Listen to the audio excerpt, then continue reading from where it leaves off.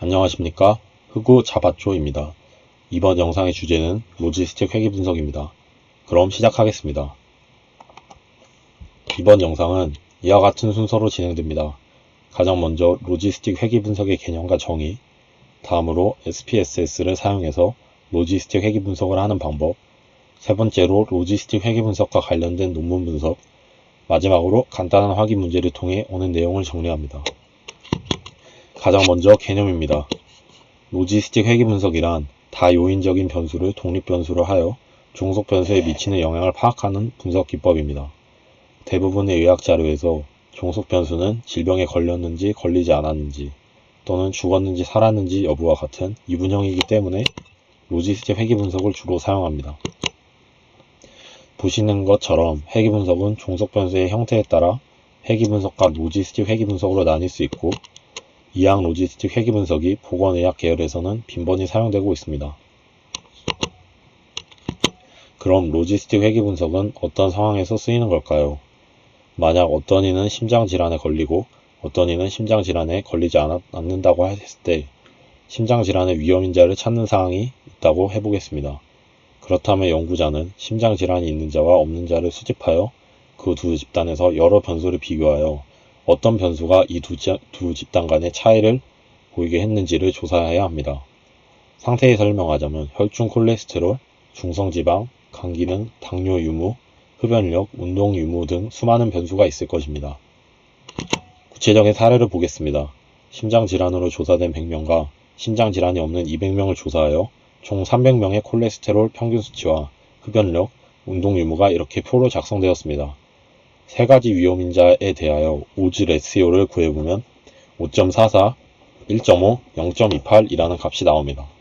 이처럼 질병의 위험인자의 오즈 레시오도 교차 분석과 같은 단변량 분석으로 구할 수 있습니다. 하지만 이런 단변량 분석에는 한계점이 존재합니다.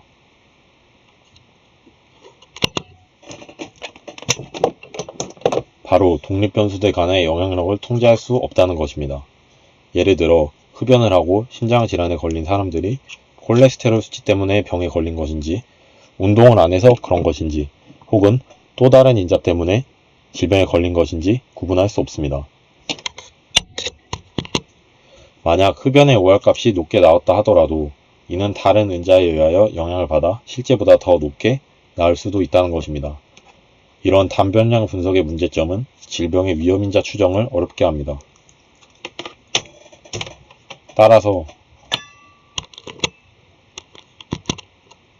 따라서 질환의 위험인자를 추정하기 위해서는 단변량 분석이 아닌 다변량 회계 분석의 일종인 로지스틱 회계 분석이 필요합니다.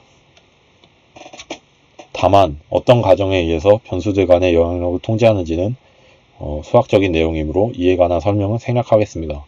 하지만 로지스틱 회계 분석에도 한 가지 문제점이 있었습니다.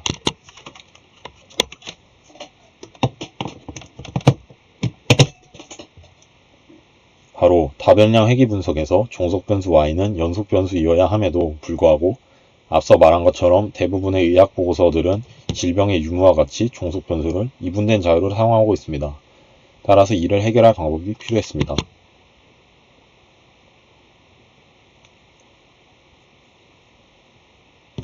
다행히도 제롬 콤필드라는 통계학자가 로짓이라는 개념을 고안해냈습니다. 로짓이란 로그와 오즈를 합친 말로 훗날 로지스틱의 어원이 될 정도로 로지스틱 회계 분석에서는 매우 중요한 개념입니다. 그 과정은 다소 복잡하지만 핵심은 간단합니다. 이 로짓을 통해 로지스틱 회계 분석이 마침내 다변량 회계 분석의 조건을 가지게 되었다는 것입니다. 이는 단변량 분석에서 지적되었던 변수들 간의 영향 문제를 해결해 주었고, 보다 정확한 위험인자 추정에 많은 도움을 주었습니다. 그리고 로지스틱 회계 분석은 오늘날에도 아직 원인이 알려져 있지 않은 여러 비전염성 질환의 위험인자가 무엇인지 밝히려는 데에도 쓰이고 있습니다. 다음으로 강의서에 나와 있는 예제를 이용해 SPSS로 로지스틱 회계 분석을 하는 방법에 대해 알아보겠습니다. 그럼 시작하겠습니다. 가장 먼저 로지스틱 회계 분석 대화 상자를 열겠습니다. 분석 탭에 들어가서 회계 분석 이분형 로지스틱을 클릭해 줍니다.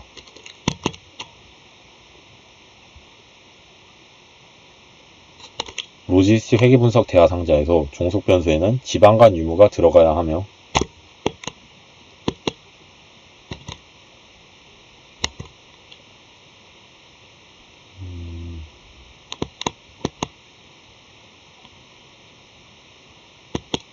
이 자료는 질병이 있는지 없는지와 같이 이분된 자료여야 합니다. 그 다음으로 범주형 대하상자에서 공변량은 종속변수에 영향을 주는 변수로 이해를 돕기 위해 일단 당뇨병 유무 하나만 넣고 시행해 보겠습니다.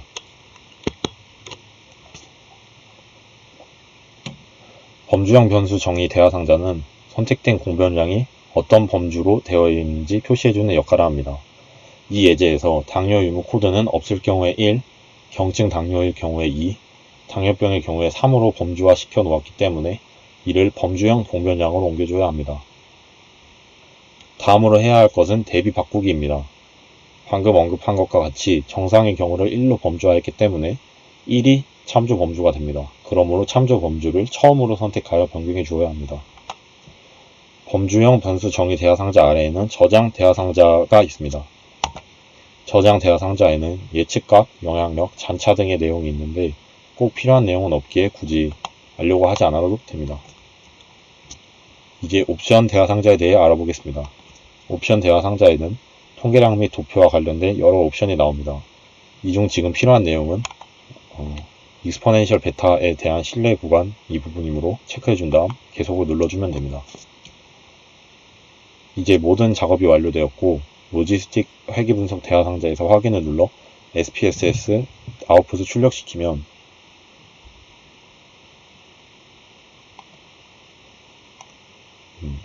이런 다음과 같은 결과물이 출력됩니다.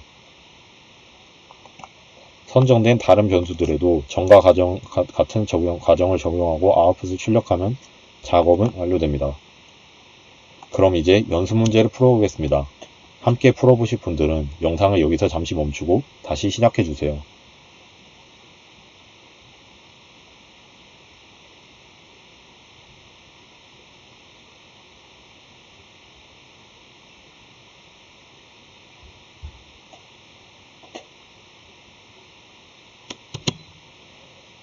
연습 문제를 풀어보겠습니다. 먼저 로지스틱 회계분석 대하상자를 열어줍니다.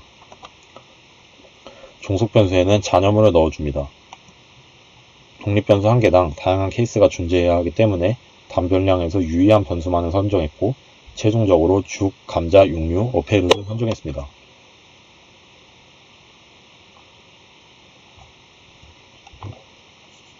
그 후 모든 공변량을 범주형 공변량으로 지정해주고 대비 바꾸기 처음으로 대비 바꾸기를 해줍니다. 그 다음 옵션 대하상자에서 체크해준 후 아웃풋을 출력해줍니다. 네, 이상입니다. 여기서부터는 실제 논문에서 로지스틱 회계 분석 결과는 어떻게 표현되어야 하며 어떻게 표현되어 있는지 또 이를 어떻게 해석하는지에 대해 알아보도록 하겠습니다. 들어가기에 앞서 로지스틱 회계 분석의 결과를 이해하기 위해 짚고 넘어가야 하는 점들이 있습니다. 첫 번째는 교차 분석과 로지스틱 회계 분석의 차이는 무엇인가이고 두 번째는 이분형 로지스틱과 다중 로지스틱의 차이는 무엇인가입니다. 2x2 테이블에서 환자 대조군 연구에서는 코호트 연구에서 사용하는 비교 위험도 대신 교차비를 이용하여 위험 요인과 질병 발생 간의 연관성을 나타냅니다.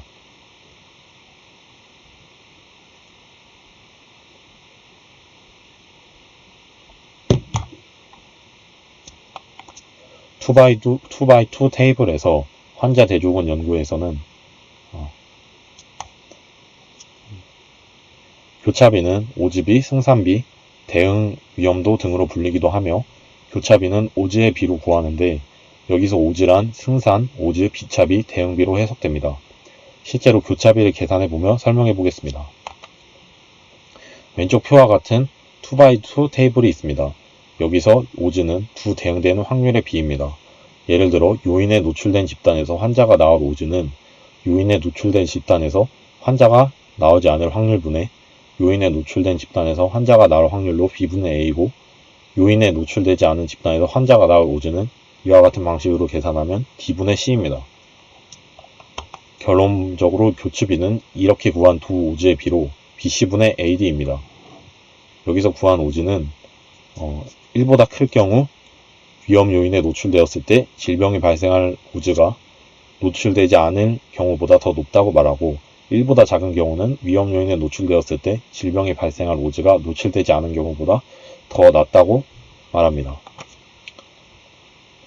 하지만 교차 분석을 통해 추정한 질병 발생의 요인의 위험성이 항상 옳다고 말할 수는 없습니다. 왜냐하면 질병 발생에 영향을 미치는 것은 단 한 가지의 요인이 아니기 때문입니다. 가령 심장질환의 오즈비를 구한다 쳤을 때 콜레스테롤 수치, 흡연 여부, BMI 수치, 나이, 성별, 운동 빈도, 가족력 등등 위험 요인은 복합적입니다. BMI는 26이고 가족 중에 심장질환자가 없는 30세 남성의 심장질환에 걸릴 오즈 레시오는 어떻게 구해야 할까요? 이에 대해 각각의 위험 요인을 하나씩 교차 분석을 한 결과는 다른 위험 요인에 영향이 없다고 할 수 없습니다. 로지스틱 회귀 분석은 이런 다요인적인 변수를 독립 변수로 하여 종속 변수에 미치는 영향을 파악합니다. 다음은 이분형 로지스틱 회귀 분석과 다중 로지스틱 회귀 분석의 비교입니다. 이분형 로지스틱 회귀 분석의 경우 종속 변수가 병의 유무와 같이 두 개의 카테고리가 나눠지고 다중 로지스틱 회귀 분석의 경우 종속 변수가 두 개보다 많은 카테고리로 분류됩니다. 의학 연구에서 대부분의 종속 변수들은 병의 유무와 같은 이분된 카테고리가 많습니다. 우선 The Relation Between Non-Alcoholic Fatty Liver Disease and the Risk of Coronary Heart Disease in Koreans라는 논문을 시작해보겠습니다. 이 논문은 비알코올성 지방간 질환과 간동맥성 심장병 질환 사이의 연관에 관해 연구한 논문으로 프레밍햄 리스크 스코어로 비알코올성 지방간 질환자들이 일반인보다 더 높은 관동맥성 심장병 위험도를 가지는지 확인하는 것이 주된 내용입니다. 이 표는 지방간 질환자 여부를 비롯한 독립변수에 대해 종속변수를 프레밍햄 리스크 스코어로 두고 단별량 회귀 분석과 다별량 회귀 분석을 통해 교차비를 구한 결과입니다. 참고로 프레밍햄 리스크 스코어가 높을수록 관상동맥 심장병의 위험도가 높고 논문에서는 10% 이상을 보통의 위험도로 20% 이상을 심각한 수준의 위험도로 보았습니다. 단별량 회귀 분석의 경우 단별량 로지스틱 회귀 분석을 사용했고 다별량 로지스틱 회귀 분석의 경우가 여러 독립 변수들이 함께 계산되어 교차비가 보정되었다고 볼 수 있습니다. 종속 변수를 프레밍햄 리스크 스코어가 10%를 넘는지 여부인 부분의 결과를 보겠습니다. 다별량 쪽을 보면 NAFLD 즉 지방간 질환은 5R 즉 교차비가 1.26으로 이렇게 교차비가 1보다 클 때는 위험 요인에 노출되었을 때 질병이 발생할 오즈가 노출되지 않은 경우보다 몇 배 더 높다고 말합니다. 예를 들어 담배를 피웠을 때 폐암에 걸릴 교차비가 2라고 한다면 담배를 피지 않은 경우보다 담배를 핀 경우에 폐암에 걸릴 오즈가 2배라고 해석하게 됩니다. 교차비 옆에 괄호하는 신뢰의 확률 95%에서 교차비의 신뢰 구간이고 p-value는 유의 확률로 보통 0.05보다 작을 때 이런 결과가 통계적으로 유의미하다고 봅니다. 그리고 지방간 질환은 유의 확률이 0.001보다 작으므로 교차비가 통계적으로 유의할 수 있다고 볼 수 있습니다. 그 외에 WC, 즉 허리 둘레와 같이 교차비가 1인 경우는 위험 요인에 노출되는 것이 질병 발생에 유의미한 영향을 준다고 볼 수 없고 HDL, 고밀도 지방 단백질처럼 교차비가 1보다 작을 경우는 위험 요인에 노출되었을 때 질병이 발생할 오즈가 노출되지 않은 경우보다 몇 배 더 낮다고 말합니다.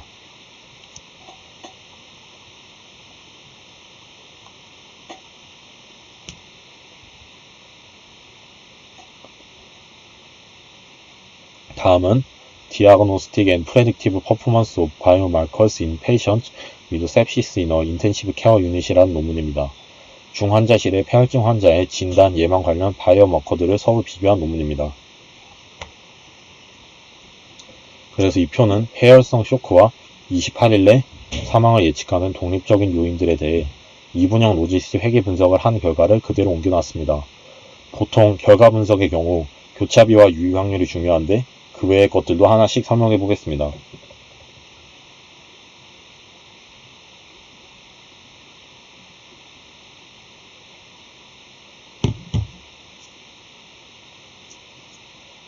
표의 요소들을 설명해 보자면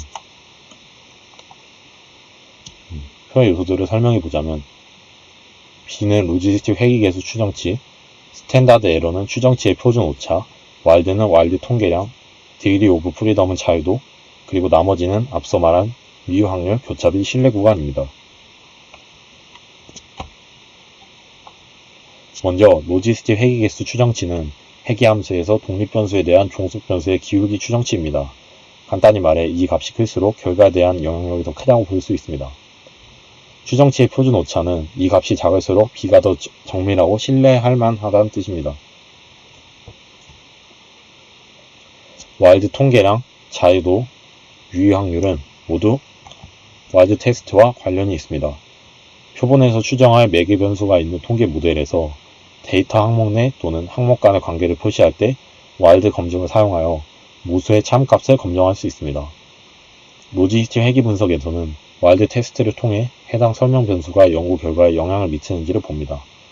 이 표에서 와일드 값이 커질수록 해당 변수가 반응 변수를 설명하는 데 더 유의한 변수라는 것을 의미합니다.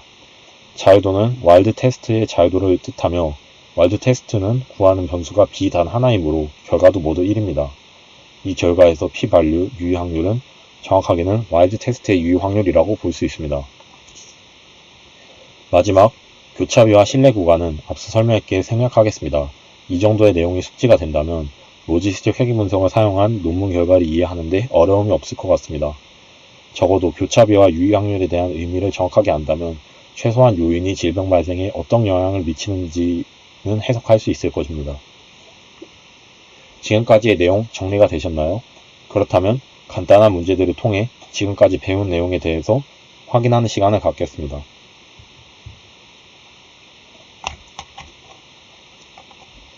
첫 번째 문제입니다. 차트가 주어지고 이에 대한 문제가 나오는데요. 시간이 필요하시다면 여기서 잠시 멈춰 문제를 풀고 다시 재생해 주시기 바랍니다.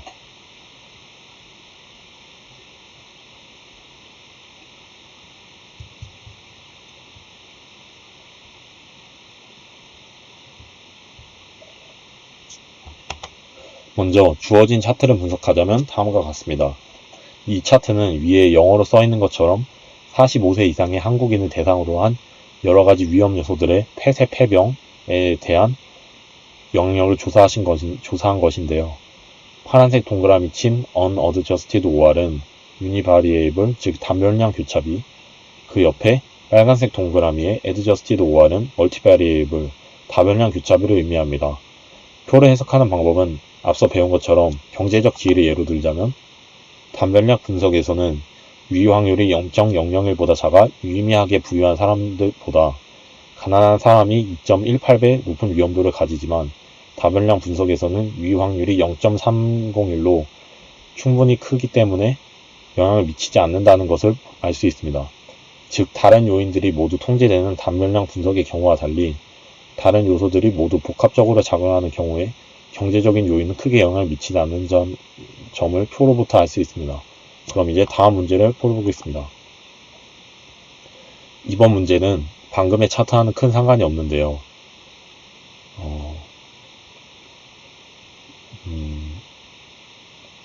먼저 일단 보기를 보겠습니다. 1번 unadjusted, 일단 문제는 unadjusted OR과 adjusted OR의 차이점을 설명한 것 중 맞는 것을 고르는 문제입니다. 먼저 1번 unadjusted OR이 더 중요한 결과이다.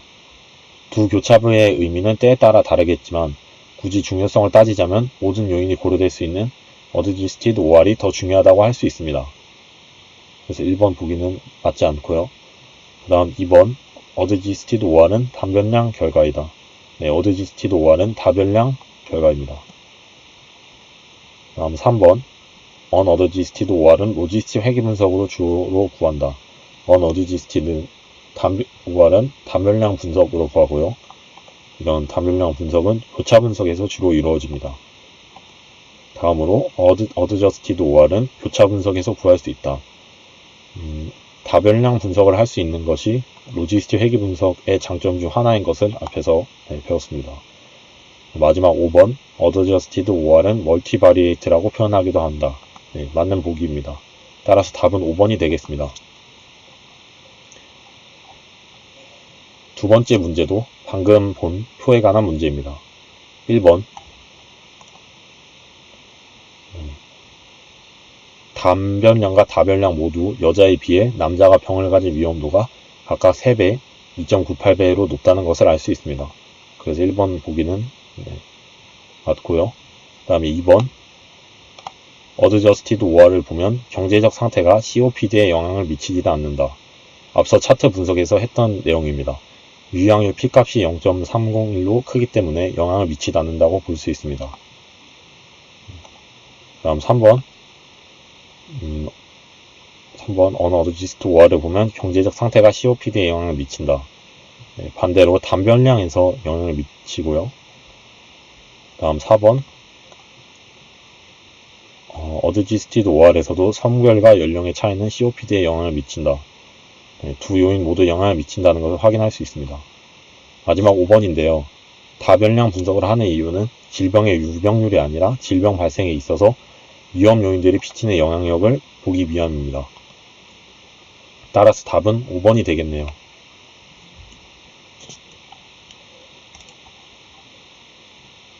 마지막 문제입니다.